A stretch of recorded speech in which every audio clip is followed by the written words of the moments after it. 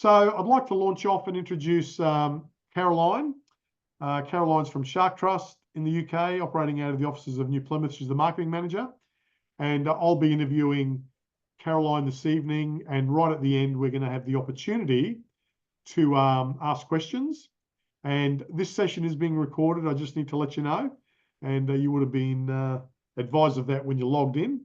And I will be uploading it to Gold Coast Dive and Snorkel, so people that missed it this evening can find out what it's like. So, Caroline, welcome from everybody at Gold Coast Dive and Snorkel. Give her a clap, please. Thanks, Caroline. Thank you very much. Thanks for coming along. Lovely to see you tonight. Yeah, lovely. Thank you. Thanks for coming. First time we've had a UK speaker on.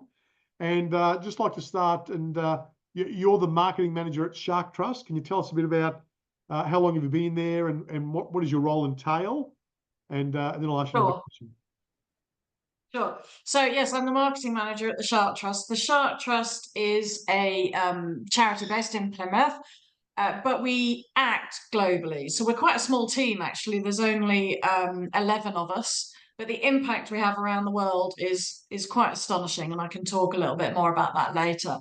My role, well, the role as I see it, is we do all of this great work. We need to tell everyone what we're doing. We need to make sure that people understand the great work that's going on and how they can help us. So I see the marketing role not really as a traditional sales role that it might be in other organizations, but more of a spreading the word as to the great work that the Shark Trust does. And I've been doing that now for 3 years. Nice. Okay. Thank you. So as you know, you guys reached out to us. Actually, we come up with some communication, and we got in touch with you, and we're glad that we're connected with Shark Trust now. And as you know, we've got an event coming up during Shark Week, and we're going to engage our community of divers and snorkelers, and we're going to be doing a survey to find out what type of marine life we've got in our region. So can you tell us a bit about, is it just about us going diving for an hour and just tallying up some data, but what's the engine behind it? What is it that we can achieve out of this? So we have a database, we call it SharkLog, and we have an app that you can download onto your phone that you can record your shark and ray sightings all year round. But what I really wanted to do, because I am a dive instructor and an underwater photographer, and I really wanted to get the dive community more involved in the citizen science projects that we have.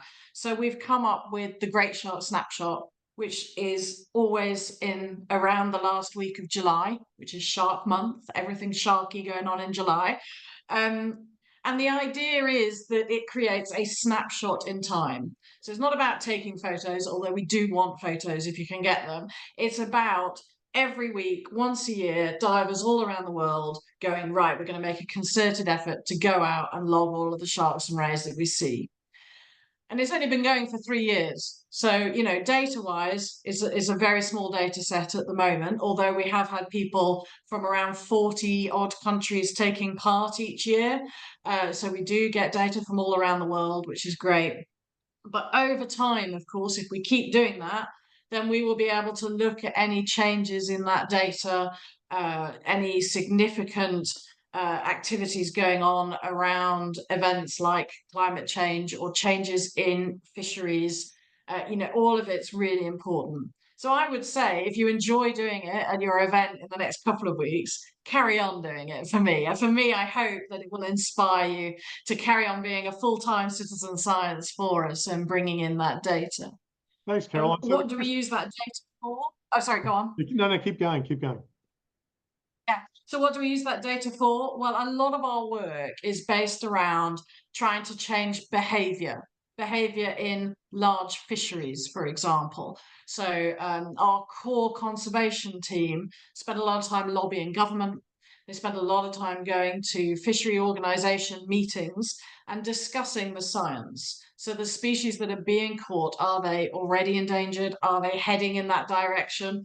Or on the flip side of that, are the populations getting better? And should we loosen the laws around fishing on some of the species? Because it has to be based around the science. Otherwise, we're not going to get anything done at all, we feel.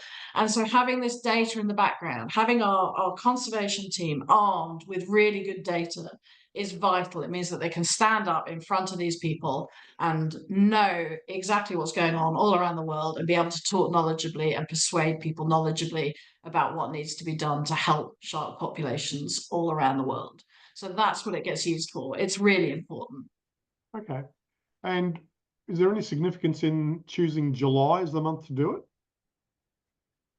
So July was just based around the fact that Shark and Ray Awareness Day is in July, and Shark Week is, you always get lots of publicity around Shark Week. So that was a purely marketing decision. Here in the UK, we always get, in July, always get great white sightings. So the press is always like really on anything to do with sharks in July. So for me, that was a real advantage as well. And just so that you know, we have never had a great white sighting confirmed in the UK, but lots of people like to think that they've seen them. Most of the time they're basking sharks, or in fact seals sticking their heads out of the water. But there you go. So that was the reason around July. We just had to pick a week. Okay.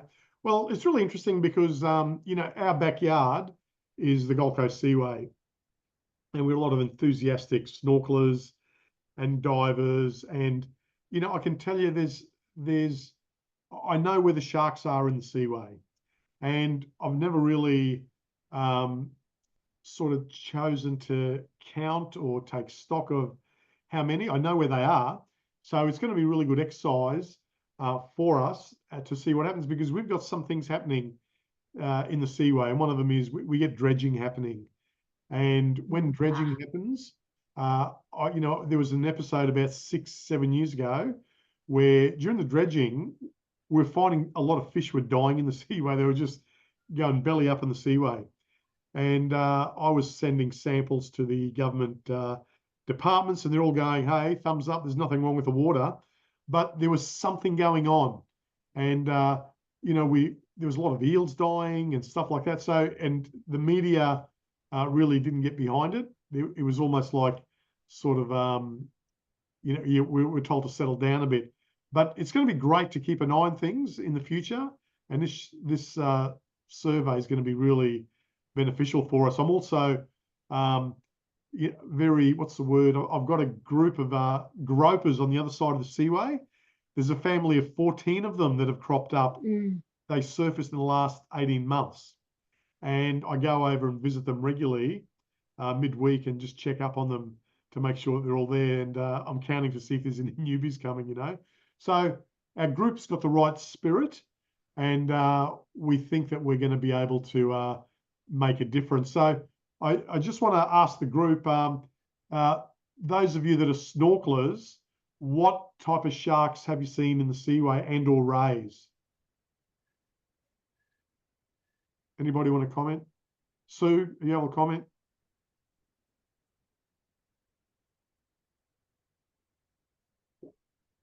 No? Okay. I won't put you on the spot. All right. So let me ask a question now to Caroline. We're actually meeting as a group, and we are getting involved on the Sunday, the 21st, but there's actually a whole week that we can actually send our data in, yeah? But it doesn't have to be just that week. It could be 365 days a year. Is that correct? That's right, 365 days a year. It's really nice to organise events like the one that you've organised, but I would encourage anyone to record their sightings throughout the year. That would be fantastic. All right. And is there anything in your portal that allows us to view the different types of sharks, to identify them? Is there anything like that in there? So it will have a list, a drop-down list of species. So as you start typing the name, it should then give you options of what shark it should be. We don't at the moment have sort of historic data in the app or on the website, but we are working on that right now so that you'll be able to then see a map of what's been seen in the past and, you know, sort of keep an eye on what's going on in the future. All right. And when you drop down the menu, does it show a picture of the shark at all? It doesn't, and I'm not sure. We're working on a more, you know, more advanced ID techniques, but I think they're a little way off now. So you know, hopefully you have some local resources that Yeah, might be able to help you do that, books and what have you. yeah. I'll have some charts with shark pictures on it on the day, and Kieran Hyde will also be briefing us as well at 7 o'clock that morning. So I've got another question. When we sight manta rays, if we photograph a manta ray from underneath and photograph it upwards, that goes apparently to a global database, and we're able to identify manta rays from the markings on their underbelly. So my question to you is, are sharks the same? Can we identify a shark by any spots on them or markings? Yeah. Certain sharks you can, yeah. So Yeah. the spotty ones like whale sharks, and I think there are various other species that you can, but we don't do that. We are literally just looking at populations rather than what happens to an individual and naming individuals. But yes, the sharks are the same, the ones that have those patterns. I would say the reef sharks and the sort of more standard, just grey and white ones, no, probably not. They tend to use their fins actually, and any little indentations on the Yeah. fins they use to identify them rather than the coloration and markings. I was snorkeling with there's probably about 6 or 7 reef sharks at least today at SeaWorld. They're all same. There's not one bit of difference. They're all grey with a little white tip on the top. Yeah. Exactly. So that's two different. Yeah. So how do we go about, I know what type of rays we're going to see in the seaway. There's going to be eagle rays, there's going to be bull rays, there's going to be some mobular rays, and there's going to be some of the small traditional rays. How important is it that we try and identify the variety when we're logging them?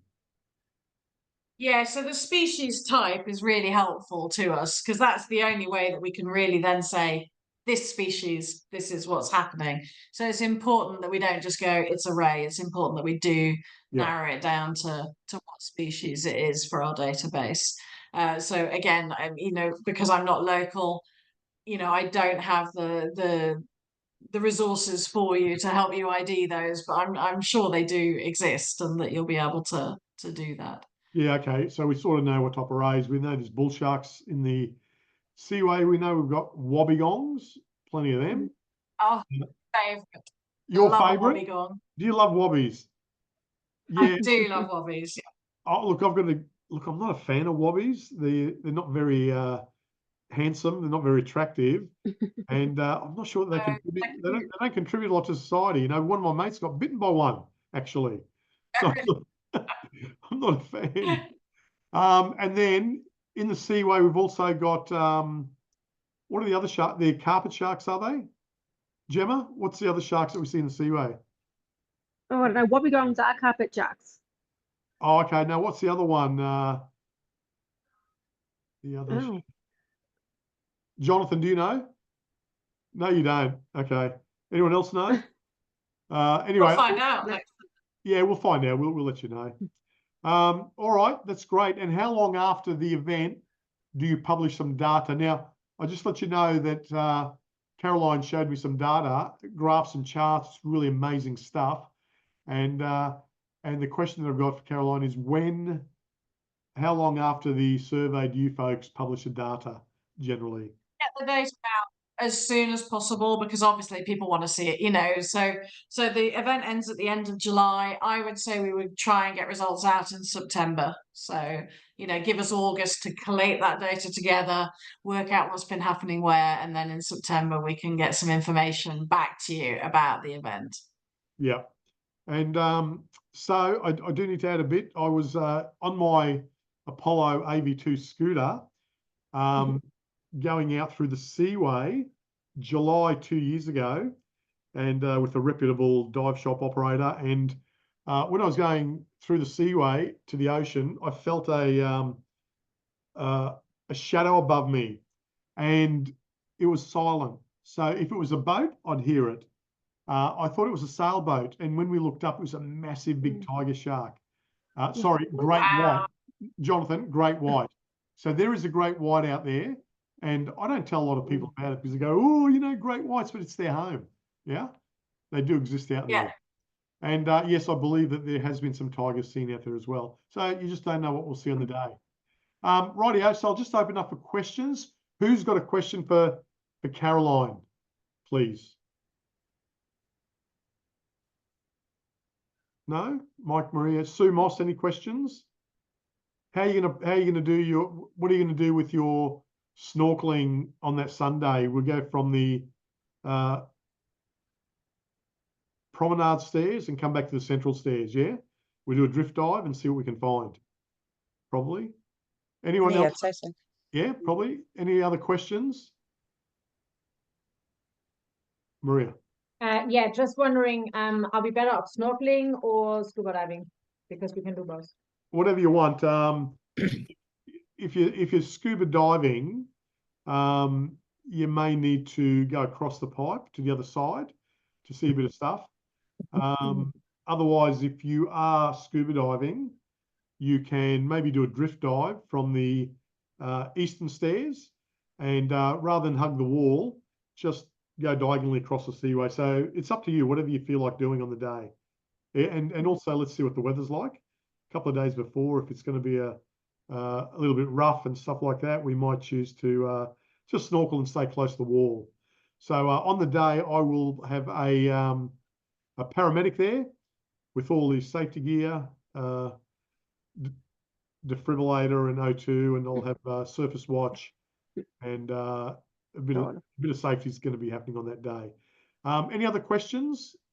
Yes, Jonathan, fire away. Well, first of all, I apologise. I won't be at the Seaway on the 21st because we're hopping on a plane to head to Bengal Lagoon in the next day. Good on you. Yes. You'll be diving with sharks over there, bull sharks. Bull sharks and tiger sharks, yeah, and it'll be first time for me. Please record those anyway. Sorry? Please record those. Take part anyway in the Great Shark Snapshot, just from somewhere else. I'll definitely be going with camera gear. Absolutely, yeah. I'm a primary school teacher, and I've been asked by the other teachers at school to make sure I get some footage for the kiddies back home. But Caroline, I was just wondering how you go over in the UK. And I'll reference this back to work that Biteback did a number of years ago. How do you go with media portrayal of sharks and shark incidences because I know it's an area of concern for us over here. Yeah, it's a difficult one, because, a big part of me feels we're probably never going to change how the media report on sharks. It's almost one of those things where I like to think of it as just, it's a bit of noise. Yeah, it happens for a few days when an incident happens, but the reality for sharks is that industrial fishing is what's causing them the most harm, and that's the message we need to get across. Is that all of this noise around sharks, but the truth is, and I know it's not necessarily the most exciting headline, is these big ships scooping thousands and thousands and thousands of sharks out of the water that's the problem. And so we try and just deflect back to that story all of the time because it's the most important story that there is for sharks. So I know that Biteback worked really hard to try and change the language that the press use, and I applaud them for that. But at the Shark Trust, as I say, we tend to just go, right, yeah, this is the press that's come out, but what you need to know is that it's the fishing industry that's causing the problem. And when I say fishing industry, I do not mean small artisanal fishing. I mean industrial scale fishing of species, without thought, basically.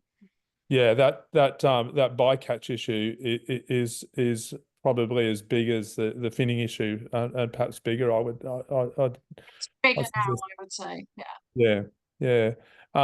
In the work that we do here in Queensland, I'm referring to our Sea Shepherd work. We're working on trying to get the shark nets out on of the water in Queensland, New South Wales, and so we have to deal with the media around shark bite incidents and all that sort of thing all the time, and we know from 2017, I think it was, there was a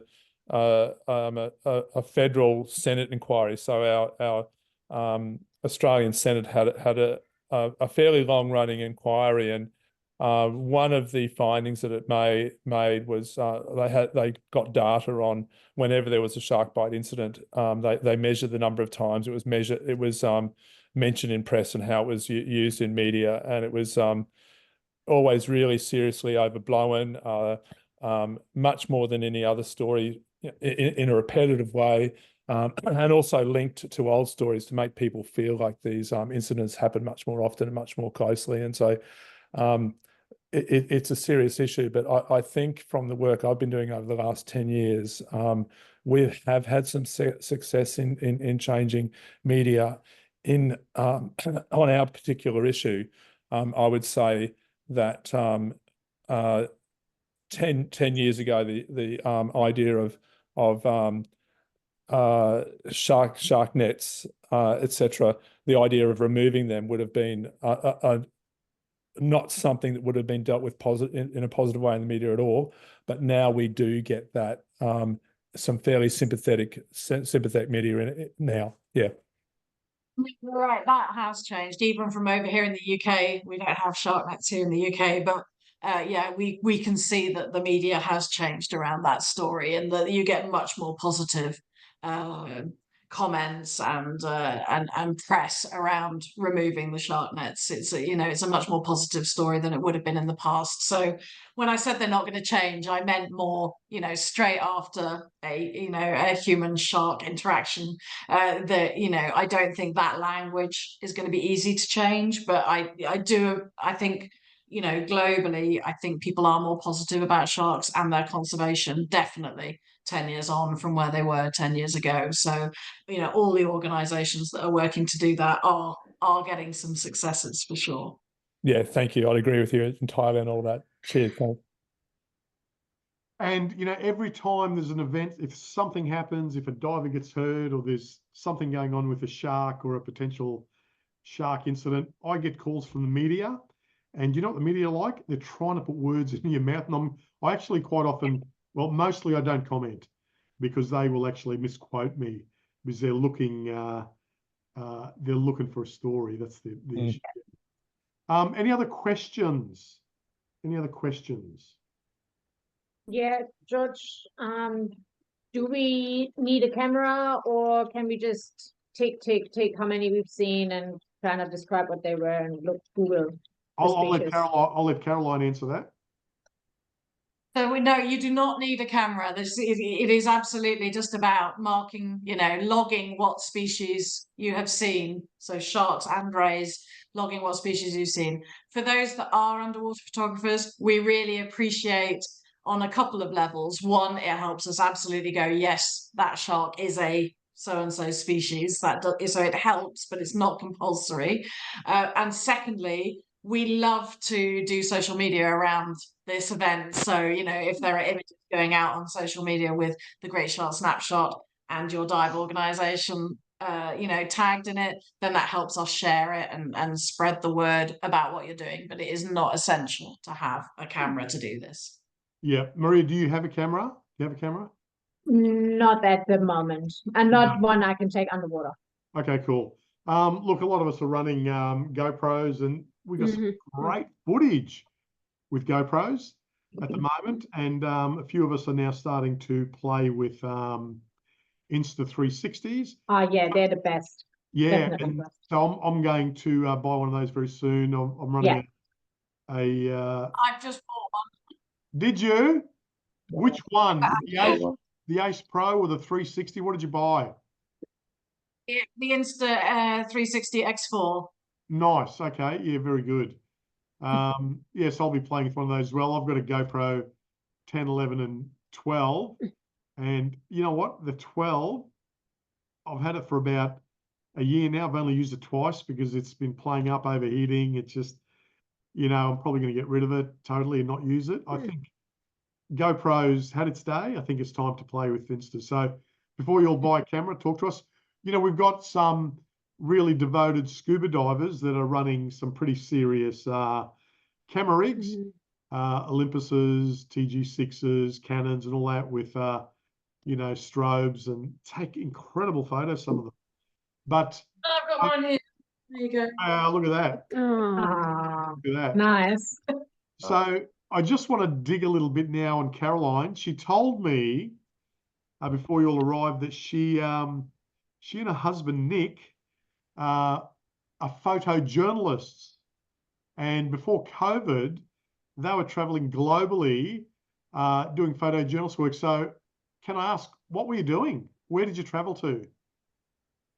Yeah, no, of course you can ask. Yeah, so we worked as a team, and it used to be when we first started out, Nick is the better underwater photographer of that, there's no doubt. He would take the photos and I would write about the places that we went, and then we would sell those stories to dive magazines, sometimes the national press, you never knew your luck. But a lot of the time it was tourist boards asking us to go out and take photos so that they could use them in their brochures and their websites and things like that.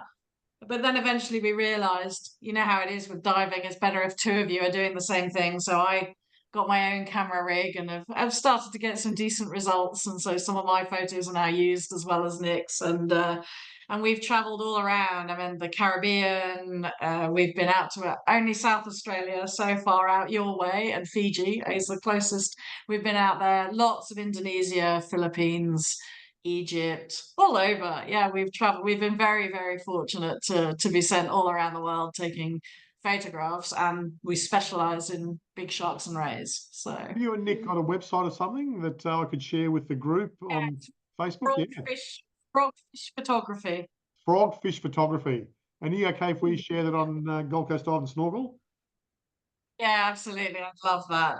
And then there's an online website called scubaverse.com. It's a diving sort of general website, and you'll find a lot of our blogs and the articles that we've written on there.